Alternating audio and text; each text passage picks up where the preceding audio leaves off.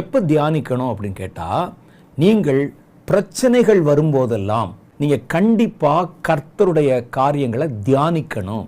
அப்படி தியானித்த போது இதை தாவீது அனுபவபூர்வமாக பார்த்தார். ஒரு பக்கத்தில் எதிராளி, ஒரு பக்கத்தில் அவனுடைய மிரட்டல் சத்தம், இது எது ஒன்றையும் அவர் கவனிக்கவே இல்லை. அவர் கர்த்தருடைய கரத்தின் கிரியைகளை, செயல்களை, சாட்சியை தியானித்தார். அப்படி தியானிச்சு ஆண்டவர் என் வாழ்க்கையில் என்ன அற்புதத்தை செய்திருக்கிறார், எப்படி என்னோடு கூட கர்த்தர் நின்று எனக்காக யுத்தம் செய்தார் என்ற சாட்சி அவர் தியானித்த போது அது அவருக்குள்ள மாத்திரமில்லை, அந்த சாட்சியை கேட்ட சவுலுக்குள்ளும் விசுவாசத்தை தட்டி எழுப்பினது. அதுதான் ஆச்சரியம். சூழ்நிலையில் ஒரு மாற்றம்.